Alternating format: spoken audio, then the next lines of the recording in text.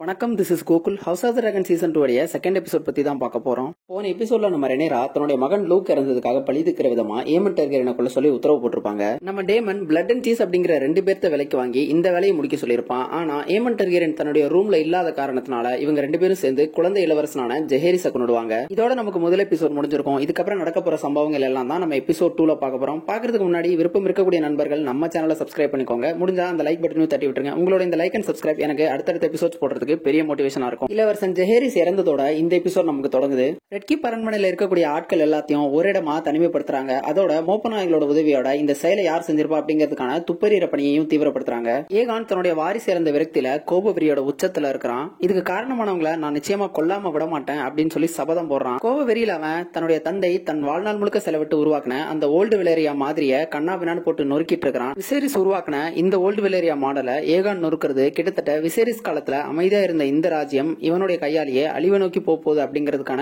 குறியீடா கூட இருக்கலாம். என்னுடைய எதிரிகள் மேல நான் போர் தொடுகிறேன். இனிமே இந்த யுத்தத்தை யாராலுமே தடுக்க முடியாது. இங்க நான் தான் அரசன் சொல்லி பயங்கரமா கத்திக்கிட்டு இருக்கான். இப்ப ஏமன் டார்கெரியன் அவனுடைய அறைக்கு போய் பாக்குறான். அங்க ரகசிய வழிகள் திறந்திருக்கு. இதை பார்த்துட்டு அவன் இந்த வழியா தான் கொலையாளிகள் உள்ள வந்திருப்பாங்க அப்படிங்கறத கணிக்கிறான். அதோட அன்னைக்கு கிறிஸ்டன் கூட சேர்ந்து இவன் வரைபடத்துல சில நாணயங்களை வச்சு குறிச்சுக்கிட்டு இருந்திருப்பான். அந்த நாணயங்கள் எல்லாம் காணாம போயிருக்கு. இப்ப கீழே குடிஞ்சு பார்க்கும்போது ஒரே ஒரு நாணயம் மட்டும் கிடைக்குது. இது மூலியமா அவன் தன்னை கொள்றதுக்கு தான் இந்த கொலையாளிகள் வந்திருக்காங்க அப்படிங்கறத புரிஞ்சுக்கிறான். அன்னைக்கு பிளட் ஏமன் டார்கெரியனோட அறைக்குள்ள வந்த போது அங்க இருக்கக்கூடிய நாணயங்கள் எல்லாத்தையும் எடுத்திருப்பான். அப்ப ஏதோ ஒரு நாணயம் தவறுதலா கீழே சிதறி விழுந்திருக்கும். அதை தான் இப்ப ஏமன் எடுத்து பாக்குறான். இப்ப ஆட்டோவும் ஆலிசன்ட்டும் பேசிக்கிட்டு இருக்காங்க. அழுதுட்டு இருக்கக்கூடிய ஆலிசன்ட்க்கு ஆட்டோ ஆறுதல் சொல்றான். குழந்தை ஜெஹேரிஸ் இறந்துட்டான். அவனுடைய வழி முடிவுக்கு வந்துருச்சு. ஆனா என்னுடைய மக காலம் முழுக்க இந்த வழியோட சுமந்துகிட்டே வாழணும் அப்படின்னு சொல்லி ஆலிசன்ட் அழுகுறா. இதனால நாம நிலை குளிஞ்சு போயிடக்கூடாது. இந்த செயலை செஞ்சவங்க நிச்சயமா கண்டுபிடிச்சு தண்டிக்கப்படுவாங்க அப்படின்னு சொல்லி ஆட்டோ சொல்றான். அதுக்கு ஆலிசன்ட் இதெல்லாம் அந்த கடவுளுடைய செயல் தான். அந்த கடவுள் தான் நம்மளை தண்டிக்கிறாரு அப்படின்னு சொல்றா. கடவுளே வந்து நம்மளை தண்டிக்கிற அளவுக்கு நம்ம எந்த பாவ செயலையும் செஞ்சிடல. இந்த சாவுனால கூட நமக்கு ஏதாவது நல்லது நடக்க வாய்ப்பு இருக்கு அப்படின்னு ஆட்டோ சொல்றான். அந்த பச்சிலங்குழந்தை இறந்து அந்த ரத்தக்கரை கூட இன்னும் காயல. ஆனா அதுக்குள்ள ஆட்டோ இந்த சாவை எப்படியாவது தன்னுடைய அரசியல் ஆதாயத்துக்கு பயன்படுத்திக்க முடியாதா அப்படின்னு சொல்லி யோசிக்கிறான். இப்ப ஏகான் அவசரமா ஆலோசனை கூட்டத்தை கூட்டுறான். அங்க கிறிஸ்டன் கோல்கிட்ட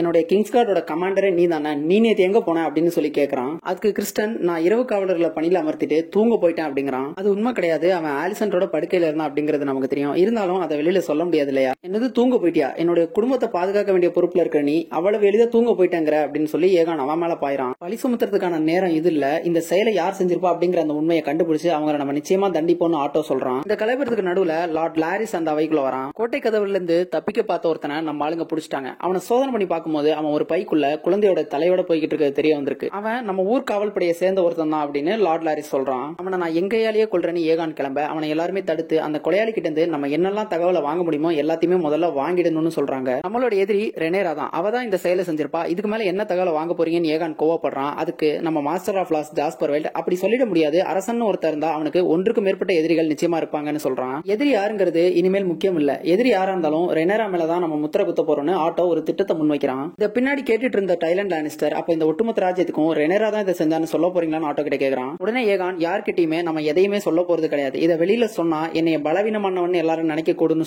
சொல்றான். அதுக்கு ஆட்டோ ஏற்கனவே நீ பலவீனமானவன் தான் எல்லாருமே நினைக்கிறாங்க. உனக்கு அவசர அவசரமா முடிசூட்டின அன்னைக்கு டிராகன் பிட்ட உடைச்சிட்டு டிராகன் வெளியில வந்தது. இப்ப இந்த சம்பவம் இது எல்லாத்தையுமே பார்த்து மக்கள் ஏதோ கெட்ட சகனம் நினைக்கிறாங்க. மேபி ரெனேரா தான் குயின் ஆகணும்னு அவங்க எல்லாருமே பேசிக்கிறாங்கன்னு ஆட்டோ சொல்றான். சொல்லி முடிச்சுட்டு அவன் ஒரு திட்டத்தையும் முன்வைக்கிறான். இறந்த ஜெஹேரிஸ்க்கு நாம ஒரு இறுதி ஊர்வலத்தை கண்டக்ட் பண்ண போறோம். அந்த ஊர்வலத்தின் மூலமா மக்களுடைய ஆதரவை நம்மளால பெற முடியும். இறந்து போன அந்த குழந்தைய பார்க்கும்போது மக்களுடைய அனுதாபால நம்ம பக்கமா வீசும்னு ஆட்டோ இந்த திட்டத்தை முன்வைக்கிறான். என்னுடைய குழந்தைய ஏதோ செத்த நாய் மாதிரி ஊர்வலமா இழுத்துட்டு போறதுக்கு நான் ஒத்துக்க மாட்டேன்னு ஏகான் முதல்ல மறுக்கிறான். நாய் மாதிரி கிடையாது, ஒரு டார்கெரியன் இளவரசனா அவனுடைய இறுதி சடங்கு நடக்கும் அப்படின்னு சொல்லி ஆட்டோ ஹைட்டவர் சொல்றான். கூடவே ஆலிசன்ட்டும் இது ஒரு கஷ்டமான பாதை தான், இருந்தாலும் நம்ம இதை செஞ்சுதான் ஆகணும்னு சொல்லி ஆலிசன் சொல்றா.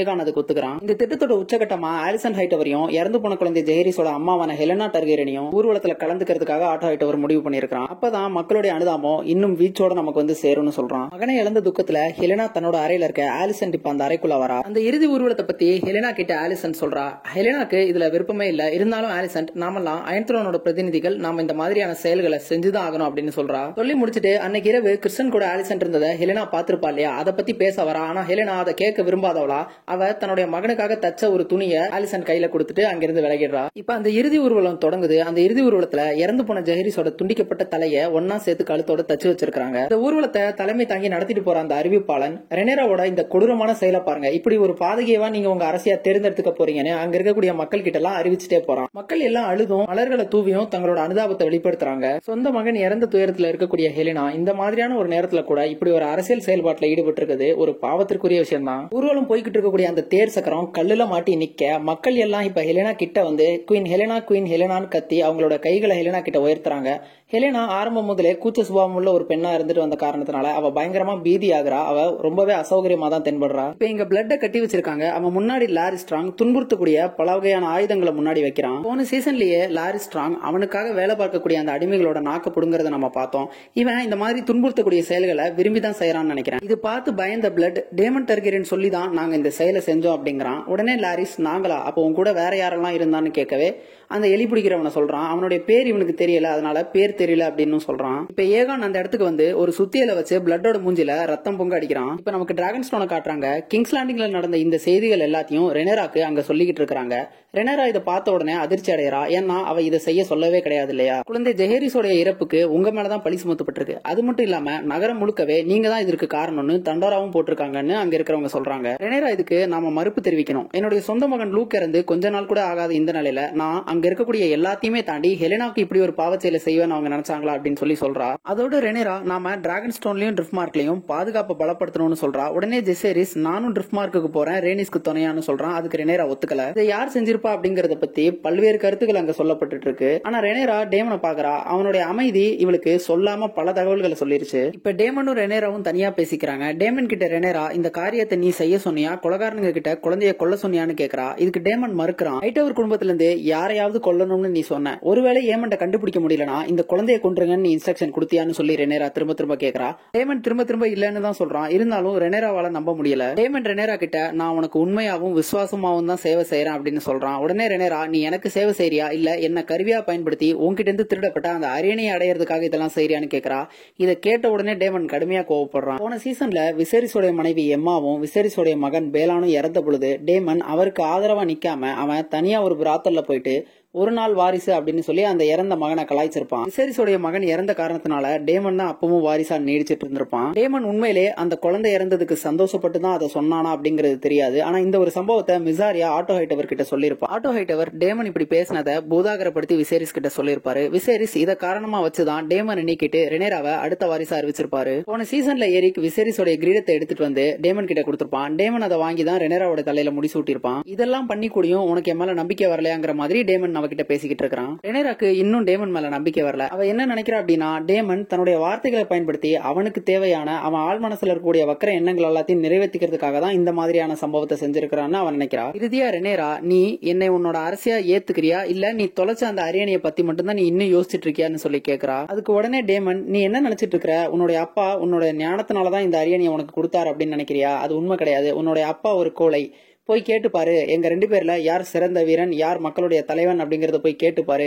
அது நான் தான். எனக்கு பயந்துதான் அந்த அரியணையை உன்னுடைய அப்பா உன்கிட்ட கொடுத்திருக்கிறாருன்னு டேமன் சொல்றான். அவருக்கு அடுத்து நான் அரசனாகிருந்தா என்னுடைய புகழ் விசேரிஸோடைய புகழை விட பன்மடங்கு அதிகரிச்சிருக்கும் அப்படின்னு டேமன் சொல்றான். ஆனா இது உண்மை கிடையாது. விசேரிஸ் எப்பவுமே டேமனை தன்னுடைய வாரிசா நினைக்கவே இல்லை. அப்படி நினைச்சிருந்தா ஏகானுடைய அந்த கனவை அந்த ப்ராஃபஸிய டேமன் கிட்ட நிச்சயமா அவர் சொல்லியிருப்பாரு. டேமனுக்கு அதுக்கான பேஷன்ஸ் இல்ல, அவன்கிட்ட பொறுமை இல்ல, அரியணைக்கான அந்த ஒரு தன்மை அவன்கிட்ட இல்ல அப்படிங்கிற காரணத்தினாலதான் ரெனேரா கிட்ட அந்த பொறுப்பை கொடுத்திருப்பாரு. இதேதான் ரெனேராவும் சொல்றா. அவர் உன்னை பார்த்து பயப்படல, அவர் உன்னை முழுசா நம்பல அப்படின்னு சொல்றா. கடைசியா நீ ஒரு குழந்தைய கொண்டு இருக்க, அதை நீ உணர்றியா இல்லையான்னு ரெனேரா கேட்க டேமன் அது ஒரு விபத்துன்னு சொல்லிட்டு அங்கிருந்து கிளம்பி போயிடுறான். டேமன் போற வழியில தன்னுடைய பொண்ணான பேலாவை பாக்குறான். பேலா அப்பான்னு கூப்பிட்டும் அவன் அவளை கண்டுக்காத மாதிரி அங்கிருந்து கிளம்பிடுறான். இப்ப அவனுடைய டிராகனை கராக்சிஸ் எடுத்துட்டு அவன் எங்கேயோ பறந்து போறான். டேமன் ஹாரன் ஹாலை நோக்கி தான் போறான்னு நினைக்கிறேன். இந்த ஹாரன் ஹால் அப்படிங்கிறது இந்த வெஸ்ட்ரோஸ்ல இருக்கக்கூடிய ஒரு காசல். கேம் ஆஃப் த்ரோன்ஸ்ல நாம டைவின் லானிஸ்டர் மற்றும் ஆரியா ஸ்டார்க் பேசக்கூடிய இடத்த பார்த்திருப்போம். அது இந்த காசலுக்குள்ள நடக்கிறது தான். ரெனேராவை பார்க்க வந்த பேலா கிட்ட நாளைக்கு விடிஞ்ச உடனே நீ கிங்ஸ் லேண்டிங்க்கு போய் அங்க என்ன நடக்குது அப்படிங்கறத பாரு, அவங்க அடுத்து என்ன செய்யறாங்க அப்படிங்கறத நம்ம தெரிஞ்சுக்கணும்னு ரெனேரா சொல்றா. பேலாவை பாதுகாப்பாவும் கவனமாவும் இருக்க சொல்றா. இந்த இடம் கொஞ்சம் குழப்பமான இடமா தான் இருக்குது. ஜேஸ் தனியா ட்ரிஃப்ட்மார்க்கு தன்னுடைய டிராகன்ல போறேன் அப்படின்னு சொல்லும்போது ரெனேரா மறுத்துட்டா. ஆனா இப்ப பேலாவை தனியா அனுப்புறா. தன்னுடைய மகனை தன் பக்கத்திலேயே பாதுகாப்பா வச்சுக்கணும்னு நினைக்கிற ரெனேரா பேலாவை மட்டும் ஏன் தனியா அனுப்புறா அப்படிங்கிறது புரியல. இதுக்கு ஒத்துக்கிட்ட பேலா இந்த குழந்தையோட கொலைக்கு என்னுடைய அப்பா தான் காரணமானு கேக்குறா. அதுக்கு ரெனேரா உன்னுடைய அப்பா அவருடைய பாதையில தான் எப்பயுமே போவாருன்னு சொல்றா. இதை வச்சு பேலா தன்னுடைய அப்பா தான் அந்த குழந்தையோட கொலைக்கு காரணம்ங்கிறத புரிஞ்சுக்கிறா. இறுதி ஊர்வலம் முடிஞ்சு ஹெலினா தன்னுடைய அறைக்கு போய்கிட்டு இருக்கா. அப்ப எதிர்த்தாப்புல ஏகான் வரான்.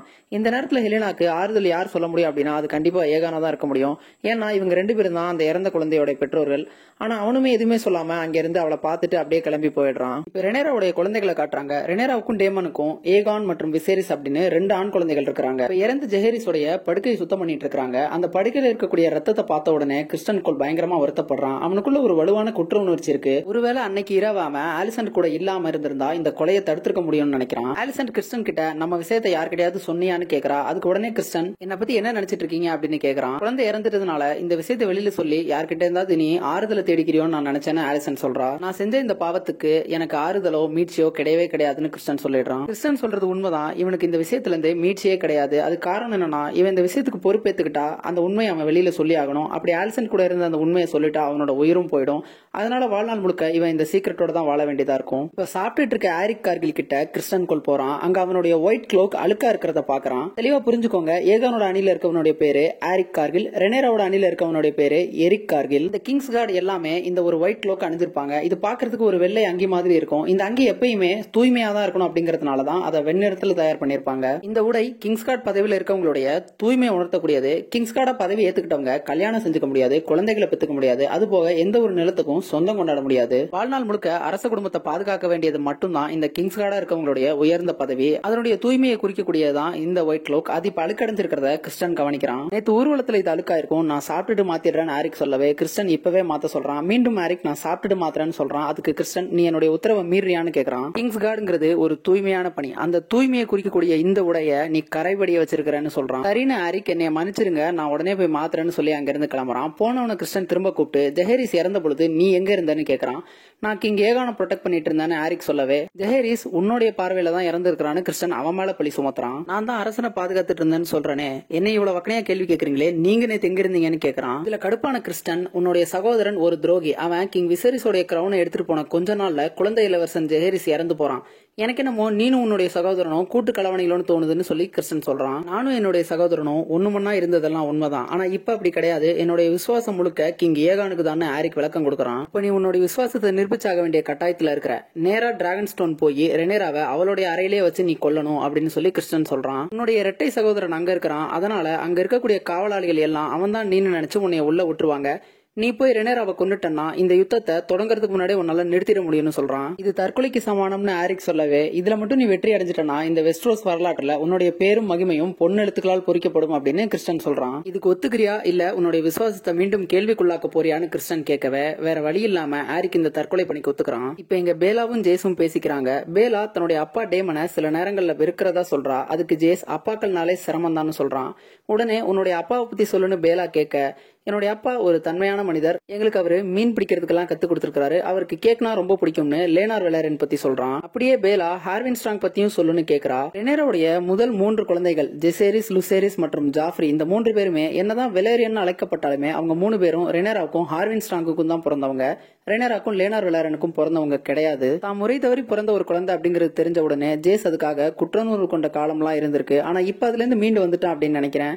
அதை நினைச்சு அசங்கப்பட்டுட்டே இருந்தா எதுவுமே மாறப்போறது இல்ல அப்படிங்கிற அந்த உண்மையும் அவன் புரிஞ்சுக்கிட்டான்னு நினைக்கிறேன். ஹார்வின் ஸ்ட்ராங் எங்க கிட்ட அன்பாவும் பாசமாவும் நடந்துக்கிட்டாரு, அதுபோக அவர் ஒரு சிறந்த வீரர் அப்படின்னு ஜேஸ் சொல்றான். இதையெல்லாம் பேலா சிரிச்சுக்கிட்டே கேட்டுட்டு இருக்கா. எதிர்காலத்துல அவ ஜேஸை தான் கல்யாணம் பண்ணிக்க போறா.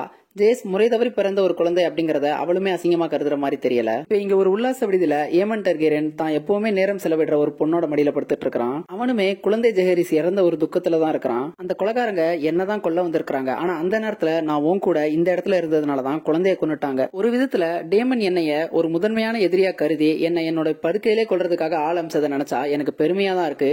டேமன் என்னை பார்த்து பயப்படுறான்னு சொல்றான். அதோட லுசேரிஸ் இறந்தது நினைச்சும் அவன் வருத்தப்படுறான். அன்னைக்கு நான் லுசேரிஸை கொல்லணும்னு நினைக்கல, ஆனா என்னுடைய கட்டுப்பாட்டை நான் இழந்துட்டேன், அதனாலதான் அன்னைக்கு அந்த விபத்து நடந்துருச்சுன்னு சொல்றான். உங்கள மாதிரி பெரிய எடுத்து பசங்க எல்லாம் பொறுமை இழக்கும் போது அதனால பாதிக்கப்படுறது என்னமோ என்ன மாதிரி சாதாரண ஆட்கள் தானே அந்த வேசி பொண்ணு சொல்றா. போன எபிசோட்ல ஆயுதங்கள் தயாரிக்கிற ஒருத்தன் நிதியுதவி கேட்டு ஏகான் கிட்ட முறையிட்டு இருப்பான். அவனை இப்ப காட்டுறாங்க. இவனுடைய பேர் ஹியூ ஹேமர். இவனுடைய மகள் நோயுற்று படுத்த படுக்கையா இருக்கக்கூடிய ஒரு பொண்ணு. இங்க ஏற்பட்டிருக்கக்கூடிய இந்த போர் சூழல்னால எப்படி விலைவாசி எல்லாம் ஏறிடுச்சுங்கிறத பத்தி இவனும் இவனுடைய மனைவியும் பேசிக்கிறாங்க. கட் பண்ணா இங்க டிஃப்மார்க்ல ஆலின் சேதமடைந்திருக்கக்கூடிய கப்பலை சரி பண்ணிட்டு இருக்கான். அவனை பாக்குறதுக்காக அவனுடைய தம்பி வரான். இவனுடைய பேரு ஆடம். 2 பேரும் கட்டி தழுவிக்கிட்ட பிறகு ஆடம் ஆலினை பார்த்து கோர்லிஸ் வெலாரன் உன்னை பாராட்டினாராமின்னு கேக்குறான். ஆமான்னு சொன்ன ஆலின் கிட்ட இதை பயன்படுத்திக்கிட்டு நீயும் அவர் கூட சேர்ந்து கடலுக்குள்ள சேவை செய்யறதுக்காக அவரோட போயிருன்னு சொல்றான். இதை விட்டா நமக்கு இது மாதிரியான ஒரு ஆப்பர்ச்சுனிட்டி கிடைக்கவே கிடைக்காதுன்னு சொல்றான். அதுபோக கப்பல்களை பழுது பார்க்கறதுக்காக ஹல் நகரத்துல இருந்து ஒரு சிலரை வரவழைச்சிருக்காங்க. அதுல நானும் ஒருத்தன். இந்த ஒரு வாய்ப்பை பயன்படுத்திக்கிட்டு நம்ம கார்லிஸ் வெலாரின் கூட சேர்ந்து சேவை செய்ய ஆரம்பிச்சிடணும். அப்படி செஞ்சோம்னா நமக்கு ரொம்ப பயனுள்ளதா இருக்கும்னு ஆடம் சொல்றான். ஆனா ஆலனுக்கு இதுல விருப்பம் இல்லாத மாதிரி தான் தெரியுது. நீ எதுக்காக தயங்குற, கார்லிஸ் வெலாரியன் நமக்கு கடமைப்பட்டிருக்காருன்னு ஆடம் சொல்றான். எனக்கு கார்லிஸ் வெலாரியன் கிட்ட இருந்து எந்த வித சலுகைகளும் தேவையில்ல, அது மட்டும் இல்லாம சத்தம் இல்லாம இங்க ஒரு போர் தயாராகிட்டு இருக்கு, அதனால நம்ம ஜாக்கிரதையா இருக்கணும்னு ஆலன் சொல்றான். இவங்க 2 பேரும் இப்படி பேசிட்டே கிளம்பிடுறாங்க. கொஞ்ச நேரத்துல ஆடம் கடற்கரை ஓரத்துல இருக்கக்கூடிய கற்களையும் நண்டுகளையும் பிடிக்கிறான். அப்ப அவனுடைய தலைக்கு மேல ஒரு டிராகன் வட்டம் அடிக்குது. அந்த டிராகன் அவன் பிரமிப்போட பாக்குறான். இந்த டிராகன் ஒருவேளை லேனார் வெலாரியனோட சீ ஸ்மோக் டிராகனா இருக்கான வாய்ப்பு இருக்கு. மறுபக்கம் கோர்லிஸும் ரேனிஸும் டேமன் டார்கெரியனை பத்தி பேசிக்கிறாங்க. அவன் தன்னுடைய கோபத்தை கட்டுக்குள்ள வைக்க வேண்டிய நேரம் இது அப்படின்னு அவனுடைய கோபத்தை பத்தியும் பொறுமையை பத்தியும் பேசிட்டு இருக்காங்க. இப்ப இங்க ரெனேரா ஒரு புத்தகத்தை படிச்சிட்டு இருக்கா. அந்த புத்தகத்துல விசேனியா டார்கெரியன் பத்தி அவ படிச்சிட்டு இருக்கா. இவ அதை படிச்சிட்டு இருக்கும் போதே மிசாரியாவை கூப்பிட்டு அனுப்பியிருப்பா போல. மிசாரியாவை இப்ப காவலாளி அழைச்சிட்டு வராங்க. நீ எனக்கு எதிராக ஹைட்டவர்ஸோட சேர்ந்து துரோக செயலில் ஈடுபட்டதா நான் கேள்விப்பட்டேன்னு ரெனேரா கேட்கிறா. நான் என்னுடைய வாழ்வாதாரத்துக்காகவும் பிழைப்புக்காகவும் சில செயல்களை செஞ்சிருக்கிறேன், ஆனா அந்த செயல்களை நினைச்சு நான் இப்ப வருந்துறேன் அப்படின்னு மிசாரியா சொல்றா. குழந்தை ஜெஹரிஸோட மரணத்துல உன்னுடைய பங்கு என்னன்னு ரெனேரா கேட்க, டேமன் கிட்ட நான் 2 நபர்களோட பேரை சொன்னேன், அதுக்கு பிரதிபலனா என்ன விடுதலை பண்றதா அவர் சொன்னாரு, அதை தாண்டி எனக்கு இதுல வேற எந்த பங்கும் இல்ல அப்படின்னு மிசாரியா சொல்றா. ஏன் உங்ககிட்ட வேற ஏதாவது அவர் மாத்தி சொன்னாரான்னு மிசாரியா கேட்கறா. அதுக்கு ரெனேரா, டேமன் இங்க இல்லவே இல்ல, அவர் போய் வாரங்கள் ஆச்சு அப்படின்னு சொல்றா. ரெனேரா மிசாரியாவை உத்து பாக்குறப்பதான் ஒரு காலத்துல இந்த மிசாரியா டேமனோட லவ்வரா இருந்ததும் அவ கருவுட்டு இருந்ததா டேமன் சொன்னதும் ஞாபகத்துக்கு வருது. சத்தியம் பண்ணிட்டு மீறது டேமனுக்கு ஒன்னும் புதுசு இல்ல, நீங்களாவது உங்க கணவருடைய வார்த்தையை கௌரவப்படுத்தி என்ன விடுதலை செய்யுங்க அப்படின்னு மிசாரியா கேட்கறா. உன்னை விடுதலை செஞ்ச பிறகு எனக்கு எதிராக நீ திரும்பவும் துரோக செயல தான் ஈடுபட போற, உன்னை எதுக்காக நான் விடுதலை செய்யணும் அப்படின்னு ரெனேரா கேட்கறா. உங்களுக்கு துரோகம் செய்யணுங்கிற எண்ணம் என்கிட்ட இல்லன்னு சொல்லிட்டு மிசாரியா தன்னை பத்தி சொல்ல ஆரம்பிக்கிறா. அவ கிங்ஸ் லேண்டிங்க்கு வந்தது,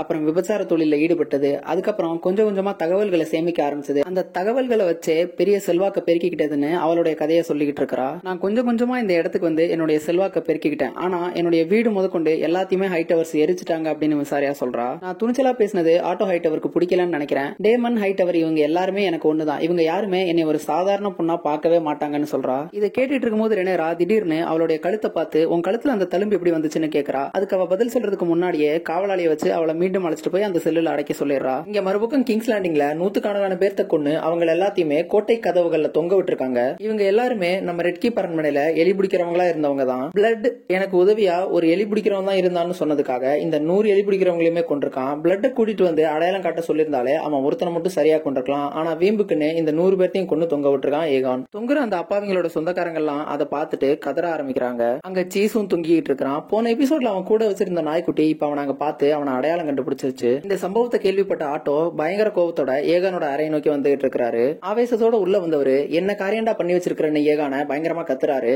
அதுக்கு ஏகான் அவங்கள ஒருத்தன் தான் என்னுடைய மகனை கொண்டிருக்கான், அதனாலதான் இப்படி செஞ்சேன்னு சொல்றான். ஒரு குற்றவாளியை தண்டிக்கிறதுக்காக 100 அப்பாவிங்களை தண்டிப்பியாடா முட்டா பையலன்னு சொல்லி கத்துறாரு. உடனே கிறிஸ்டன் உங்க அரசர்கிட்ட நீங்க எப்படி பேசுறீங்கன்னு பார்த்து பேசுங்கன்னு சொல்றான். உடனே ஆட்டோ ஹைட்டவர், அரசன் என்னுடைய பேரன் ஒரு முட்டா பையதான்னு மேலும் ஆக்ரோஷமா கத்துறாரு. உன் மகனோட ரத்தத்தை வச்சு உன்னுடைய அம்மாவோடையும் மனைவியோடையும் கண்ணீரை வச்சு இந்த அனுதாபலையை நம்ம மக்கள் கிட்ட இருந்து திரட்டணும், அது எல்லாத்தையும் இப்படி ஒரே நிமிஷத்துல எதிர்ப்பலையா மாத்தி வச்சுட்டேடா முட்டாள். இப்ப எல்லாருமே ரெனேரா செஞ்ச கொலையை பத்தி பேச மாட்டாங்க, நீ செஞ்சிருக்கிற இந்த கொடூரமான செயலை பத்தி தாண்டா பேசுவாங்கன்னு ஆட்டோ ஹைட்டவர் பயங்கரமா கத்துறாரு. அதுக்கு ஏகான், நம்ம எத்தனை காலத்துக்கு தான் மைய பயன்படுத்தி கடிதம் எழுதி ஆதரவு கேட்டுக்கிட்டே இருக்கிறது, இது செயல்படுறதுக்கான நேரம், அதனாலதான் நான் செயல்பட்டேன், இதோ நம்ம கிறிஸ்டன் கோல் கூட செயல்பட்டு இருக்காருன்னு சொல்றான். இதை கேட்ட ஆட்டோ பயங்கரமா அதிர்ச்சி ஆகுறாரு. அவருக்கு புரியுது இவனுக்கு 2 பேரும் சேர்ந்து வேற ஏதோ முட்டாள்தனமான காரியத்தையும் செஞ்சிருக்காங்க அப்படின்னு. அது என்ன அப்படின்னு கேக்குறாரு. அப்ப அவன் ஆரிக் கார்கில ரெனேராவை கொல்றதுக்காக தனியா அனுப்பின அந்த ஒரு திட்டத்தை பத்தி சொல்றான். இதை கேட்ட ஆட்டோ என்ன சொல்றதுன்னு தெரியாம பயங்கரமா குழம்பி போய் கடவுளே எங்களை எப்படியாவது காப்பாத்துப்பான்னு கதறாரு. நீ உன்னுடைய அப்பாவை பத்தி என்னைக்குமே நினைச்சு பார்த்ததே இல்லையாடா, உன்னுடைய அப்பாவுடைய நீதி வழங்கக்கூடிய தன்மை அதெல்லாத்தையும் நீ யோசிச்சிருக்கியா என்னைக்காது அப்படின்னு சொல்லி ஆட்டோ கேக்குறாரு. அதுக்கு ஏகான் என்னுடைய அப்பா இறந்துட்டாருன்னு சொல்றான். ஆமா, அந்த மனுஷன் இறந்துதான் போயிட்டாரு, அதுக்கான பிரதிபலனை நாங்க தான் இங்க உன்கிட்ட அனுபவிச்சுட்டு இருக்கிறோம்னு ஆட்டோ ஹைட்டவர் சொல்றாரு. சொல்லி முடிச்சுட்டு அவனை ஒரு புழுவை பாக்குற மாதிரி ஒரு பார்வை பார்த்துட்டு, ஆனா உன்னுடைய அப்பா அப்பவே சரியா தாண்டா கணிச்சாரு உன்னை பத்தி அப்படின்னு சொல்றாரு. இதுக்கு ஏகான் என்னுடைய அப்பா என்னை அரசனாக்குனாரு மறந்துடாதீங்கன்னு சொல்றான். இந்த பதில கேட்ட ஆட்டோ பயங்கரமா சிரிச்சுட்டு இப்படிதான் நீ நம்பிட்டு இருக்கியான்னு சொல்றாரு. சொல்லிட்டு அந்த ரூம்ல இருந்து வெளியில கிளம்புறாரு. கிளம்புறதுக்கு முன்னாடி ஏகான் அவரை பார்த்து உங்களுடைய ஹேண்ட் ஆஃப் த கிங் பேட்சை கலட்டுங்கன்னு சொல்றான். இதை கேட்ட ஆட்டோ நீ உன்னை புத்திசாலின்னு நினைச்சிட்டு இருக்கிறியா, போர் மூலக்கூடிய இந்த தருணத்துல ஒரு வலுவான ஹேண்ட் இல்லாம நீ என்ன செய்வேன்னு கேக்குறாரு. அதுக்கு உடனே ஏகான் அந்த ஹேண்ட் ஆஃப் த கிங் பேட்சை கிறிஸ்டன் கிட்ட கொடுக்க சொல்றான். கிறிஸ்டனுக்கு இது கேட்ட உடனே அதிர்ச்சி ஆயிடுது. அவன் ஒரு சாதாரண வேலைக்காரருடைய மகன் தான். அவன் இந்த கிங்ஸ் கார்டுக்குள்ள நுழைஞ்சு அதோடைய தளபதியா மாறினதே அவனளவுல ஒரு வாழ்நாள் சாதனை தான். இப்ப இந்த ஒட்டுமொத்த வெஸ்ட்ரோஸ்லயே அரசனுக்கு அடுத்த சக்தி வாய்ந்த பதவியான ஹேண்ட் ஆஃப் த கிங் பதவி அவனை தேடி வந்திருக்கு. நீங்க என்னுடைய அப்பாவோட ஹேண்ட் ஆஃப் த கிங் தான், என்னுடைய ஹேண்ட் ஆஃப் த கிங் கிடையாது. என்னுடைய ஹேண்ட் ஆஃப் த கிங் இனிமேல் ஒரு இரும்புகரமா செயல்படுவார்னு ஏகான் சொல்றான். ஆட்டோ அந்த ஹேண்ட் ஆஃப் த கிங் பேட்சை கலட்டி கிறிஸ்டன் கிட்ட தூக்கி வீசிட்டு இதுக்காக நீ கூடிய விரைவில் வருத்தப்படுவ அப்படின்னு சொல்லிட்டு அங்க இருந்து கிளம்பிடுறாரு. இப்ப ரெனேரா மீண்டும் மிசாரியா கிட்ட வந்து நான் உன்னை இன்னும் முழுசா நம்பல, இருந்தாலும் இருந்தாலும் என்னோட குடும்பத்தை சேர்ந்த ஒருத்தர் வாக்கு கொடுத்த காரணத்தினால நான் உன்னை விடுதலை செய்யறேன்னு சொல்லிட்டு எரிக் கார்கில் கிட்ட மிசாரியா கிளம்புறதுக்காக ஒரு கப்பலையும் ஏற்பாடு பண்ண சொல்றா. கூடவே அவகிட்ட இருந்து என்னென்ன பொருள்லாம் வாங்கப்பட்டதோ அது எல்லாத்தையுமே திரும்ப கொடுத்துட சொல்றா. இப்ப ஆட்டோ ஹைட்டவர் தன்னுடைய சொந்த ஊரான ஓல்ட் டவுனுக்கே போக போறதா மகள் ஆலிசன்ட் கிட்ட சொல்லிட்டு இருக்காரு. அங்க ஆலிசன்ட் மற்றும் விசேரிஸ்க்கு பிறந்த 3வது மகனான டேரான் டர்கேரியன் இருக்கான். அவன் டெசரியான்னு ஒரு டிராகன் வச்சிருக்கான். போர்னு ஒரு வேளை வந்துட்டா டேரான் நமக்கு ரொம்ப உதவிகரமா இருப்பான் அப்படின்னு சொல்லி ஆட்டோ ஹைட்டவர் சொல்றாரு. ஏகான் குழந்தை இருந்த விரக்தியில தான் இந்த மாதிரி எல்லாம் பண்ணிட்டு இருக்கான். கூடிய விரைவில் அவன் நிதானம் அடைஞ்சிருவான்னு ஆலிசன் சொல்றா. அதோட நீங்க ஓல்ட் டவுன் போறதுக்கு பதிலா ஹை கார்டன் போங்க, அங்க டைரல் வம்சத்தோட ஆதரவை உறுதி செஞ்சிருங்கன்னு சொல்றா. ஹை கார்டனை ஹவுஸ் டைரல் தான் ஆட்சி செஞ்சுட்டு வராங்க. நம்ம கேம் ஆஃப் த்ரோன்ஸ்ல மார்ஜரி டைரல், ஒலினா டைரல் இவங்களுடைய முன்னோர்கள் தான். கடைசியா கிளம்புறதுக்கு முன்னாடி ஆலிசன் ஆட்டோ கிட்ட நான் ஒரு பாவ செயலை செஞ்சுட்டேன்னு சொல்றா. ஆட்டோ அவளையே ஊத்து பார்த்துட்டு நான் அதை கேட்க விரும்பல அப்படின்னு சொல்லிடுறாரு. இப்ப இங்க டிராகன் ஸ்டோன்ல மிசாரியா கிளம்புறதுக்காக தயாராகிட்டு இருக்கா. அப்போ ஒரு சில வேலையாட்கள் டிராகன் ஸ்டோனை நோக்கி போய்கிட்டு இருக்காங்க. அவங்களோட ரெனராவை கொல்றதுக்காக அனுப்பப்பட்ட ஆரிக் கார்கிலும் போய்கிட்டு இருக்கான். அவனை பார்த்த உடனே இவனை இப்பதானே நம்ம உள்ள பார்த்தோம் அப்படின்னு மிசாரியா நினைக்கிறா. உடனே அவளுக்கு புரியுது இவங்க ரெட்டையர்கள் இப்ப உள்ள போறவன் ஏகானி சார்பா வந்து ரெனராவை கொல்றதுக்காக உள்ள போறவன் அப்படிங்கிறது. இப்ப அவ கோட்டையை நோக்கி திரும்புறா. அதுக்குள்ளாரவே ஆரிக் கோட்டை கதவுகளுக்கு வந்து சேர்ந்துடுறான். வாசல் காவலர்களும் இவன் எரிக் தான் நினைச்சு உள்ள விட்டுறாங்க. உள்ள போன இவன் ரெனராவோட அறையை கண்டுபிடிச்சிடுறான். அங்க கண்டுபிடிச்சிட்டு அங்க ஏதாவது ரகசிய பாதைகள் வெளியேறதுக்கு இருக்கான்னு பார்த்துட்டு அதை எல்லாத்தையுமே அடைச்சிடுறான். இன்னைக்கு ரெனராவோட அறையை காவல் காத்துட்டு இருக்கிற இவருடைய பேரு சர் லோரண்ட் மார்பிரண்ட். இவர்கிட்ட ஆரிக் வந்து நான் இன்னைக்கு காவல் காக்குறேன் அப்படின்னு சொல்றான். அவருமே இவன் எரிக் தான் நினைச்சிட்டு சரின்னு சொல்லிடுறாரு. ரெனேரா தூங்குறதுக்கு உண்டான வசதிகளை அவளுடைய பணிப்பெண்ணான எலிண்டா செஞ்சு கொடுத்துட்டு இருக்கா. ரெனேரா இப்ப தூங்குறதுக்காக போறா. அப்ப திடீர்னு கதவுகளை திறந்துட்டு ஆரிக் கார்கில் உள்ளார போறான். உள்ளார போனவன் தன்னுடைய வாள் எடுத்துட்டு அவளை கொல்றதுக்காக போறான். அப்பதான் ரெனேராக்கு தெரியுது உள்ளார வந்திருக்கிறவன் வேற யாரோ அப்படின்னு. இப்ப உடனே உண்மையான எரிக் அந்த கதவுகளை திறந்துட்டு உள்ளார வந்துட்டு இதை செய்யக்கூடாது அப்படின்னு சொல்லிட்டு அவனுடைய பிரதரை தடுக்கிறான். ரெனேராவை உயிர் கொடுத்தாவது கொன்றணும் அப்படின்னு ஆரிக்கும், ரெனேராவை உயிர் கொடுத்தாவது காப்பாத்திரணும் அப்படின்னு எரிக்கும் மாறி மாறி சண்டை போட்டுக்கிறாங்க. இதுக்கிடையில ரெனேராவோட பணிப்பெண் எலிண்டா வெளியில ஓடி போயிட்டு சர் லோரண்ட் அழைச்சிட்டு வந்துடுறா. உள்ள வந்த லோரண்டாலையும் சரி அங்க இருக்கிற யாராலையும் சரி யார் எரிக் யார் ஆரிக்ன்ற வித்தியாசத்தை கண்டுபிடிக்கவே முடியல. இவங்களோட இந்த சண்டை உச்சகட்டத்தை அடையிற நேரத்துல ஒருத்தன் இன்னொருத்தனை கொன்னுடுறான். இப்ப செத்தவன் யாரு அப்படிங்கறது அங்க இருக்கிற யாருக்குமே தெரியல. அப்ப திடீர்னு ரெனேரா கிட்ட வந்தவன் என்னைய மன்னிச்சிருங்கன்னு சொல்லிட்டு தன்னைத்தானே மாய்ச்சுக்கிறான். இது மூலமா தான் தெரியுது இப்ப தற்கொலை பண்ணிக்கிட்டவன் தான் எரிக் அப்படின்னு. உயிரோட இருந்து தன்னுடைய அரசிக்கு இவன் எரிக்கா ஆரிக்கா அப்படிங்கிற குழப்பத்தை விளைவிக்க விரும்பாம தன்னைத்தானே மாய்ச்சுக்கிறான். கடைசி வரைக்கும் அவன் கொண்ட கொள்கைக்கு உறுதியா தான் நின்றுக்கான் எரிக். இந்த 2 சகோதரர்களுமே தங்களுடைய அணிக்காக முழு விசுவாசத்தோட தான் இருந்திருக்காங்க. இவங்க இறந்ததுக்கு முழு காரணம் கிறிஸ்டன் கோல் தான். அவனுடைய குற்ற உணர்வை ஆரிக் மேல கிளப்பி விட்டு அவங்கள பலிக்கடாக்கிட்டான். ஆகும்போது கூட இந்த 2 பேரும் ஒருத்தர் மேல ஒருத்தர் பாசமா தான் இருந்திருக்காங்க. இவங்கள ஒருவருக்கு எதிராக ஒருவர் திருப்பி விட்டு கடைசியா 2 பேருமே சாகடிச்சிட்டான் கிறிஸ்டன் கோல். ஆலிசன் தன்னுடைய மகன் அறைக்கு போறா. அங்க ஏகான் இன்னுமே தன்னுடைய மகன் இறந்த துக்கம் தாழாம அழுதுகிட்டு தான் இருக்கிறான். அவனை பாக்குறதுக்கும் பாவமா தான் இருக்கு. கொஞ்ச நேரம் தன்னுடைய மகனை பார்த்துட்டு அவ அங்க இருந்து கிளம்பிடுறா. இப்ப தன்னுடைய மகன் அறையிலிருந்து வெளியேறின ஆலிசன் தன்னுடைய அறைக்கு போறா. அங்க அவளுக்கு முன்னாடியே இப்ப நம்ம புது ஹேண்ட் ஆஃப் த கிங்கான கிறிஸ்டன் கோல் உட்கார்ந்துட்டு இருக்கான். அவனை பார்த்த உடனே ஆலிசன் அவன் கண்ணத்துல பலார் பலார்னு அறையறா. அவ எதுக்காக அறையறா அப்படிங்கிறது தெரியல. என்ன இப்படி கெடுத்துட்டியன்னு சொல்லி அறையறாளா, என்ன இந்த மாதிரி பாவ செயல் செய்ய தூண்டியா அப்படின்னு சொல்லி அறையறாளா அப்படிங்கிறது தெரியல. இறுதியா இவங்க 2 பேரும் பேஷனட்டா கிஸ் பண்ணிக்கிறதோட இந்த எபிசோட் முடியுது. இந்த எபிசோட் உங்களுக்கு புரிஞ்சிருக்கும்னு நினைக்கிறேன். வீடியோ பிடிச்சிருந்தா நம்ம சேனலுக்கு சப்ஸ்கிரைப் பண்ணி லைக் பண்ணி சப்போர்ட் பண்ணுங்க. உங்களோட இந்த சின்ன சப்போர்ட் எனக்கு அடுத்தடுத்த எபிசோட்ஸ் போடுறதுக்கு பெரிய மோட்டிவேஷனா இருக்கும். பார்த்த எல்லாருக்குமே நன்றி. Thank you all.